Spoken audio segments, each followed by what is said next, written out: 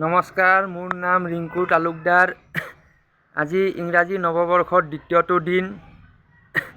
যোৱাকালি মই অসমৰ মাননীয় মুখ্যমন্ত্ৰী হিমন্ত বিশ্ব শৰ্মা ডাঙৰীয়া তেখেতৰ ষ্টেটমেণ্ট কেইটামান চালোঁ।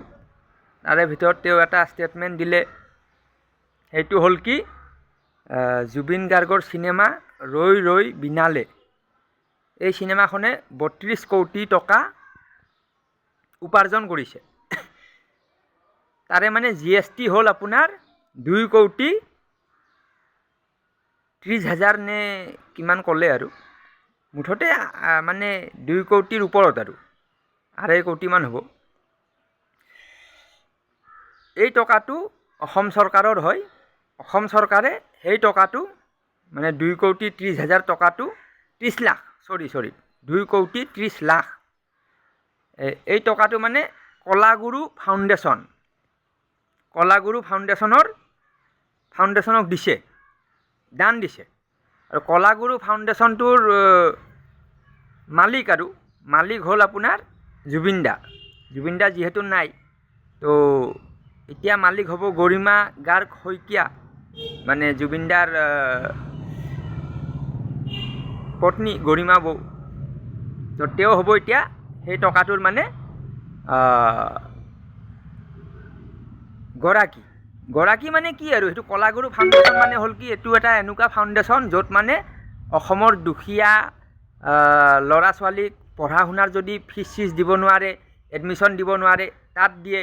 বা কোনোবা জটিল ৰোগত আক্ৰান্ত হৈছে, তাৰ চিকিৎসা কৰা পইচা নাই, তাক দিয়ে। বা কোনোবা ধৰক বিয়া পাতিব লাগে, বিয়া পতা পইচা নাই, তাকো দিয়ে। এনেকুৱা টাইপ কামবিলাক কৰে আৰু। তো এই কলাগুৰু ফাউণ্ডেশ্যন, আমিতো বহুত কথা কওঁ যে জুবিন দাক লুটি পুটি খালে, জুবিন দাক মানে অমুকে মাৰিলে তমুকে মাৰিলে, কোনোবাই লুটিলে, কোনোবাই মানে খালে, বিত্তীয় খেলি মেলি কৰিলে। এতিয়া মই কৈ আছোঁ, এতিয়া কলাগুৰু ফাউণ্ডেশ্যনত যিসকল জীৱিত ব্যক্তি আছে, তেওঁলোকৰ ওপৰত অসমৰ ৰাইজে চকু ৰাখক। মানে এই টকাটো ক'ত যায়, কেনেকৈ ইউজ হয়, ইয়াতোতো কোনোবা মেনেজাৰ লাগিব।